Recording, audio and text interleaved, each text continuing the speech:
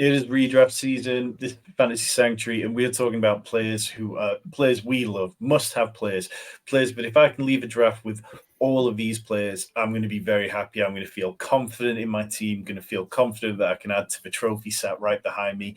And that's what we do here at Fantasy Sanctuary. We're not going to dilly dally. We're going to get straight into it. The number one player, the shirt's hanging up right behind me, Lamar Jackson. If you remove the game last year where Jackson left because of injury in week 13, he'd only played 14% of the snaps. Then his points per game average for 2022, it jumps from 20.3 to 21.98.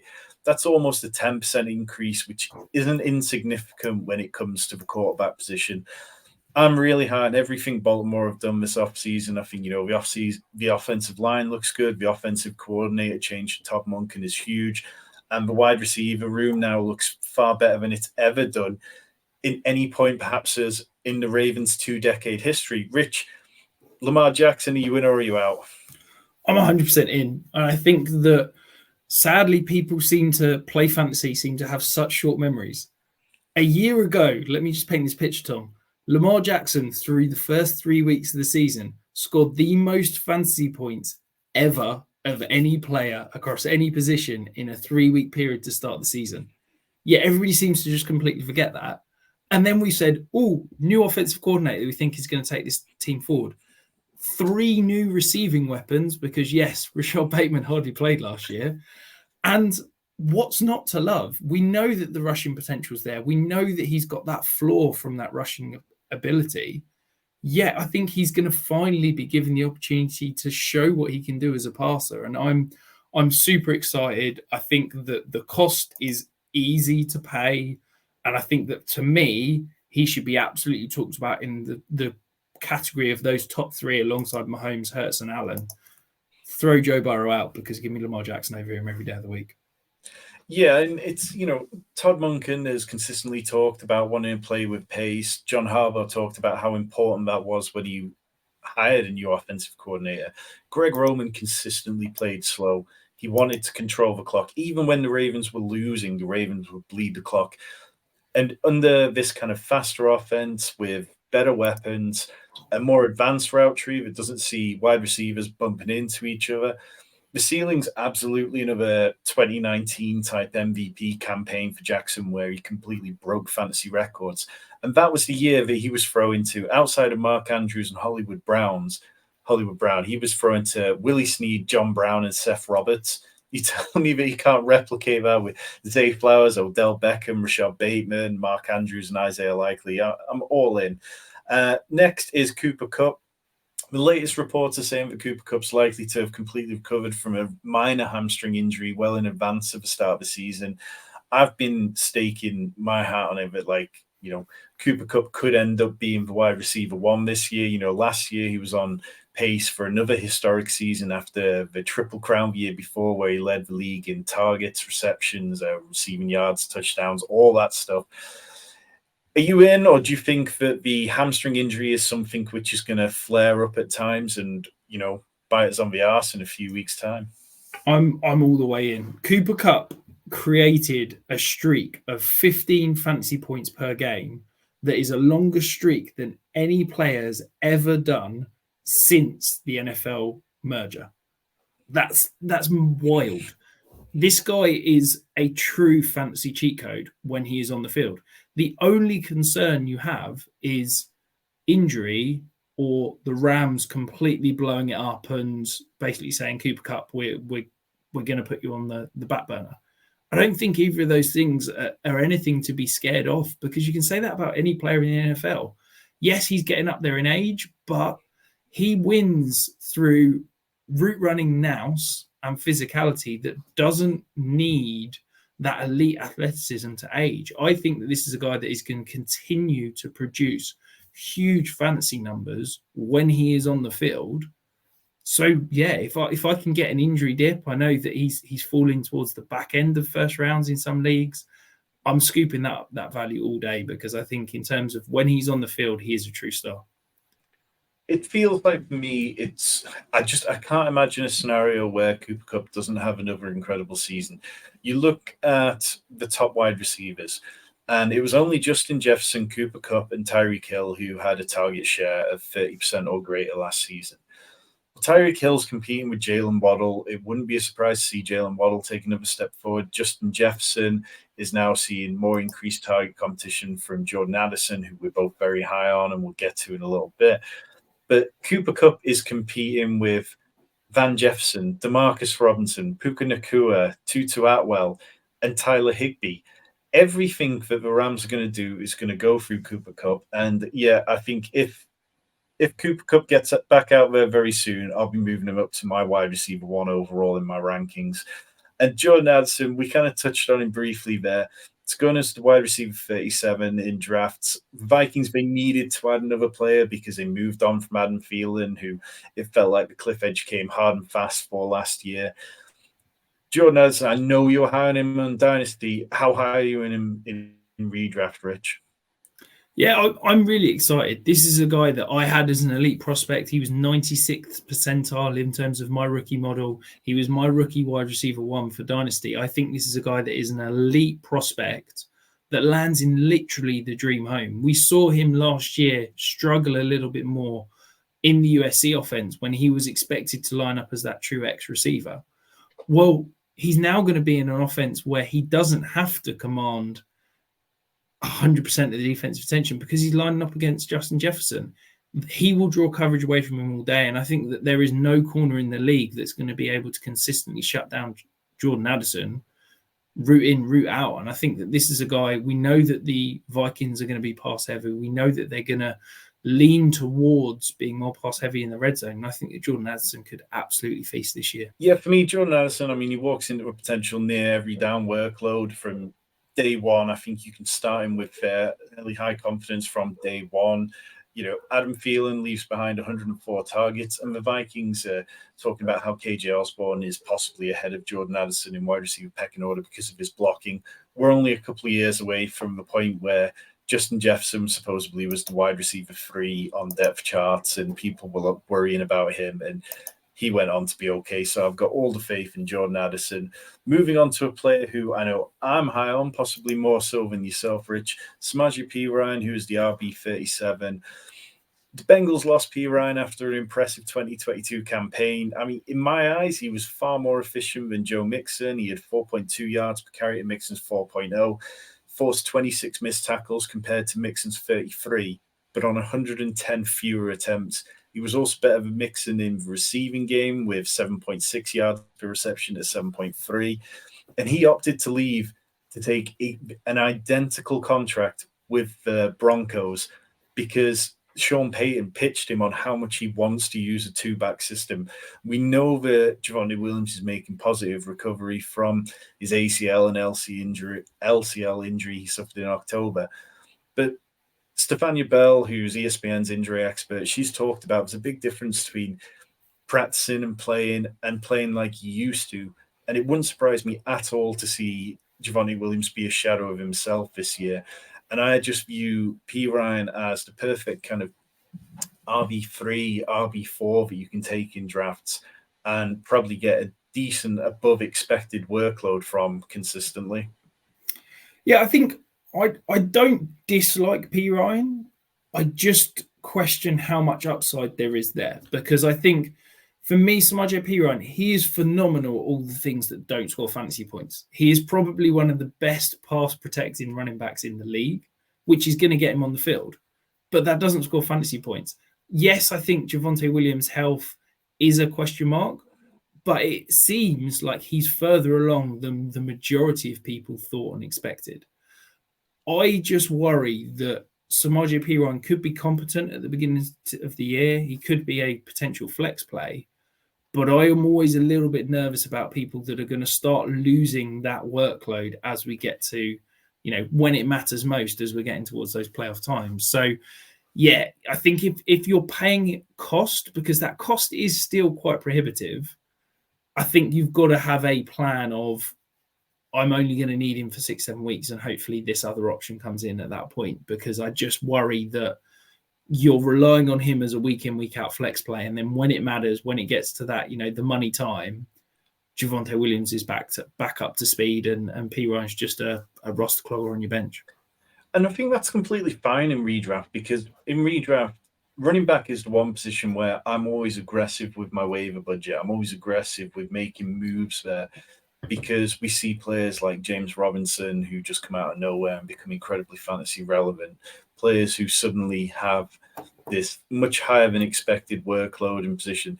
And if you're looking at Samaje Perine as someone who, okay, well, if Javonte Williams can get off to a slow start and come back, and even by down the stretch, that's fine.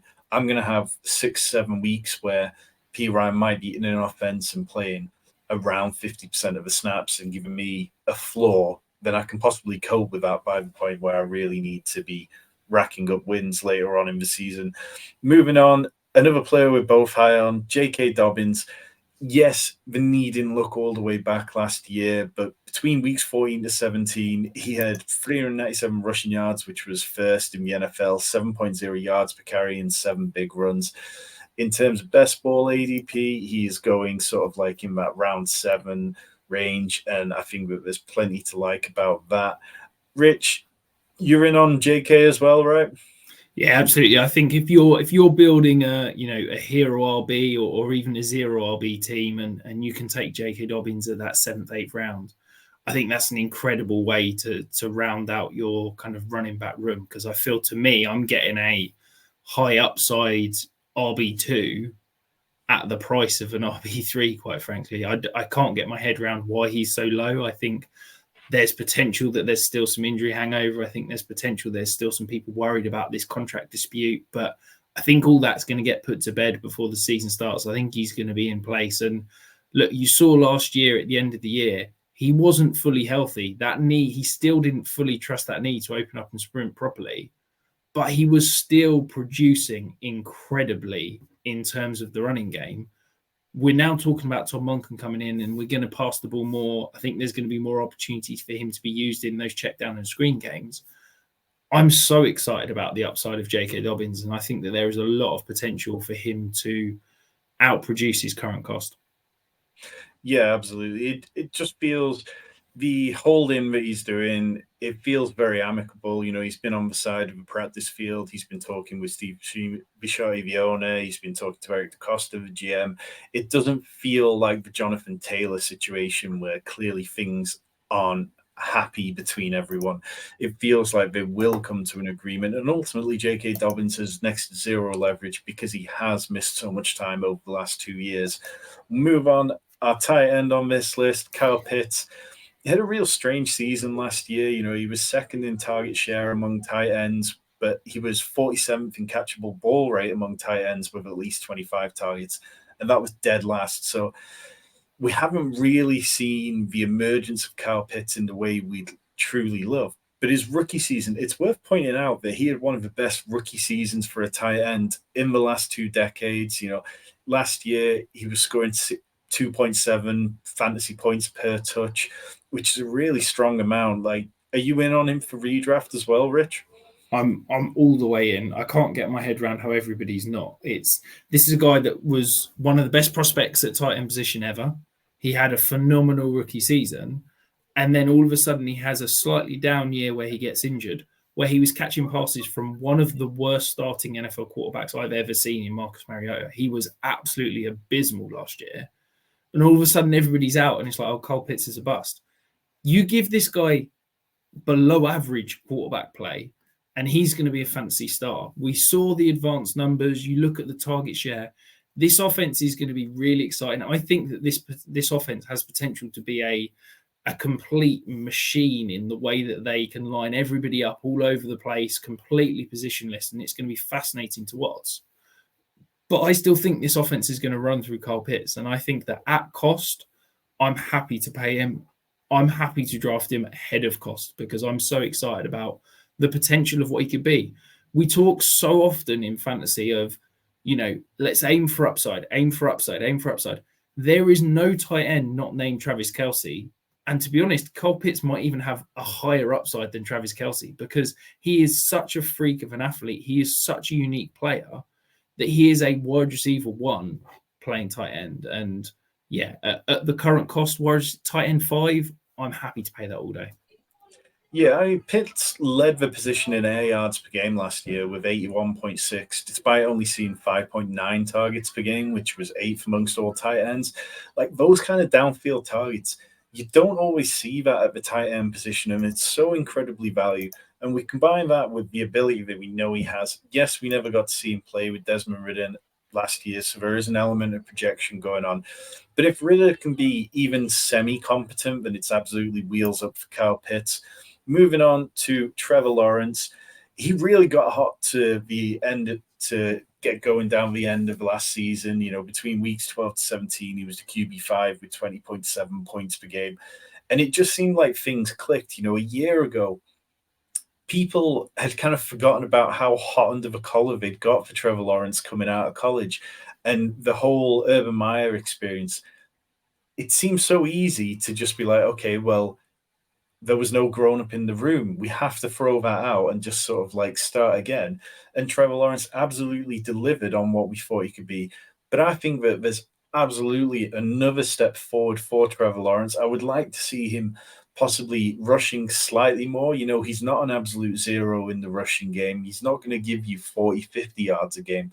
But if we see sort of 25, 30 yards per game, it would help increase his floor even more. Are you all pushing all the chips in on Trevor Lawrence? You know, we've talked on other videos about Calvin Ridley, Evan Ingram, Travis Etienne, and how we feel about them. But I feel like Trevor Lawrence has got to be one of the easiest clicks in fantasy right now. I'm so far all in on Trevor Lawrence, it's beginning to sting me a little bit. I am so excited about what he can be from an NFL perspective, from a fantasy perspective, that I just don't see a world where he disappoints because everything is there. We can throw out that rookie year. It was abysmal. But this is a guy who, through 2 seasons, has literally taken that step. And you saw it at the back end of last year. I wouldn't be shocked if we're talking about him in the Patrick Mahomes, Jalen Hurts, Josh Allen, Joe Burrow conversation this time next year. The talent is there. This is a phenomenal prospect. Oh, but we're just throwing in a true number 1 wide receiver in Calvin Ridley, a guy that is one of the best deep threats in the NFL and can take the top off an offense. That's, high value touches for the wide receiver are high value passes for the quarterback. If Calvin Ridley can step in and take this offense to a whole nother level with Trevor Lawrence taking that step, the sky's the limit. And I'm so excited at the cost you've got to pay. The upside is unbelievable and there's no downside because at worst he's a back-end QB1 and that's the price you're having to pay to acquire him. Yeah, I mean, we're talking about in redraft QB8. He's just behind that kind of Justin Herbert tier, but ahead of Deshaun Watson and Daniel Jones and that level. And I think that's completely fair. It's not overpaying based on what he did last year. It just seems kind of about fair. Moving on, Rhamondre Stevenson, we have done this over 300 videos since we started the Fantasy Sanctuary in January. And we have both talked about how much we love Rhamondre Stevenson on a number of levels. I know that I can just absolutely turn the table over to you, Rich, and you'll just deliver on why we love him so much. This guy, when he's been on the field, has produced. You see there, running back 9 in total fantasy points. But that was when he was sharing a backfield with Damian Harris and battled some injuries. The debate all offseason has been, but the Patriots don't give a running back all the touches. The Patriots don't have a workhorse back. That's because the Patriots have had arguably the greatest third down back in history in the offense. They've had James White.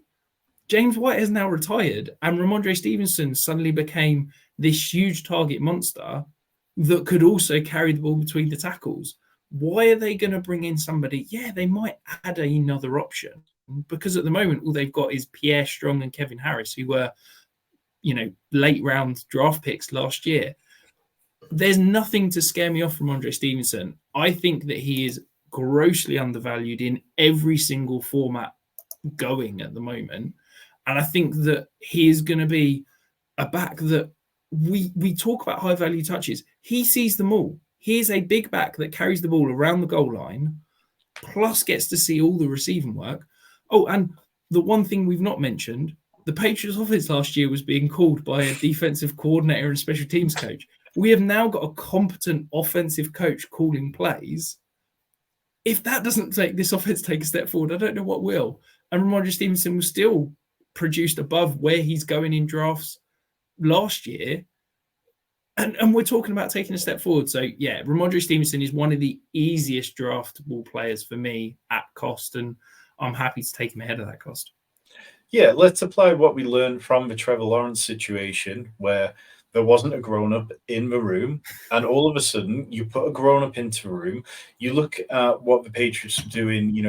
They weren't an efficient offense. They weren't able to stay on the field. They weren't able to sustain drives. Well, guess what? When you're able to sustain drives, you're able to score more points. And the Patriots are absolutely going to be that under Bill O'Brien. Bill O'Brien, when he was with the Texans, I believe in 3 of his last 5 seasons, were top 8 in the league in terms of first downs picked up per game. And that's going to lead to Rhamondre Stevenson seeing more opportunities to create scoring plays. And I couldn't be any more all in. I think his 3rd round cost is absolutely a gift. And I do not care which of these washed running backs, veterans that they add. It's just not going to change how I view Stevenson at all. Because we saw last year, even with Damian Harris, it didn't matter. And none of these other running backs matter either. Diontae Johnson, another firm favorite in the sanctuary. We've talked about him a lot. His 147 targets last year was the 7th most among all wide receivers. It seemed unfathomable that he couldn't get a single touchdown on that. But Kenny Pickett, I think he barely threw any passing touchdowns in his entire time as the starting quarterback for the Steelers. This whole offense is going to take a step forward in terms of passing touchdowns. And Diontae Johnson, you've been a favorite. You've banged the drum for him consistently since he came into the league. Have you been scooping more of him up just to seeing it as a complete value? Yeah, absolutely. I think, Diontae Johnson for me this year feels a little Cooper Kupp 2020, 2021-ish, where people had sort of forgotten about Cooper Kupp was a wide receiver 5 the year before. And everybody, because he had one down year, people were suddenly like, oh, Cooper Kupp's on the heap. He's just a nothing. He's a volume play. Diontae Johnson was the wide receiver 8 in 2021. He had a down year last year with a rookie quarterback. We know that rookie quarterbacks don't produce great fantasy wide receivers. He also had an obscene touchdown season where he didn't score a touchdown despite seeing 147 targets. Both of those are going to change. Kenny Pickett, for me, took a massive step forward in the final 6 games of last year. I truly believe that Kenny Pickett, he is never going to be an elite quarterback, but he is a functional, competent NFL quarterback. And he's going to be able to get the ball to Diontae Johnson, who is one of the best route runners of the league. I am super sad, and I spent 2 hours watching every single route that Diontae Johnson ran last year. And he is so consistently open. Corners don't know how to cover him. If this offense takes the step forward, if he just does what he did last year but sees some natural touchdown regression, he is going to absolutely outproduce that wide receiver 29 finish. And he's got wide receiver 1 upside. I just can't see, there's not many options that you can draft as a wide receiver 3 or 4 for your team that have got top 5 upside. And Diontae Johnson's absolutely that guy. I mean, maybe I'm just old-fashioned, but I like drafting a player who can command 147 targets, even in an offense which isn't doing particularly well. That screams out, a good player who people enjoy throwing the ball to. And I'll go down with the Diontae Johnson ship if I have to, but I don't think I will be. And moving on to another wide receiver who people have an air of jeopardy around sort of drafting. The Bucs, they don't even know which quarterback is going to take them into the season, and the latest depth chart, which must be, heavy asterisks for preseason depth charts mean nothing. But they put Baker Mayfield or Kyle Trask as QB1, which is a move which I don't think anyone's ever seen before, and definitely generated a few sort of laughs around fantasy Twitter and everywhere else. But Chris Godwin, he feels quarterback proof to me. You look at what he's been throughout his career. He played over half his career games without Tom Brady. So we're not just looking at a player who's only been productive with the greatest quarterback of all time. He's led the Bucs in target share for 3 years. One of those years was obviously before Brady was around. And we've seen plenty of quarterbacks who can sustain slot receivers even when they're subpar quarterbacks. You go back to Baker Mayfield when he was in Cleveland. Jarvis Landry always felt a more reliable bet than Odell Beckham, for instance. I think that's kind of what we have here. Mike Evans might struggle at times with the downfield passing game where he's created such a reputation for himself.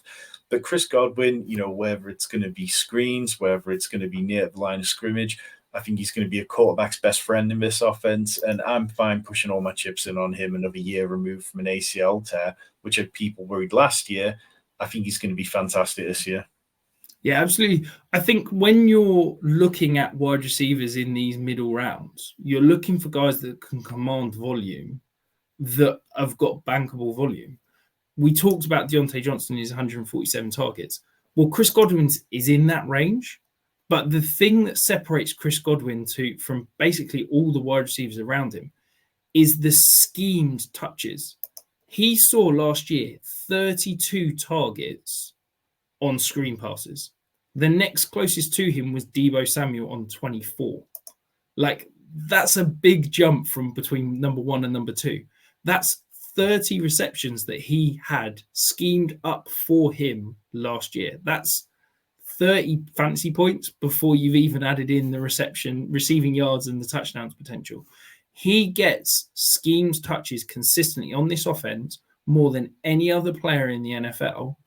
And for me, that is a bankable volume that I can count. I'm already counting 4 or 5 fantasy points week in, week out from Chris Godwin before he's even run a route. This is a guy that you can rely on consistently week in, week out because of that schemed touches, because of the way they use him. And as you said, he's yet another year removed from that ACL tier. And I think that the reason you can buy him at a discount is because of the quarterback issue. And we don't know who's going to be the quarterback. Well, yeah, I don't really care who's the quarterback's going to be. They're going to be able to force feed the ball to Chris Godwin. It's probably going to be Mike Evans that's going to struggle to get the downfield touches, as you said. And I think that I'm happy scooping out Chris Godwin at this value.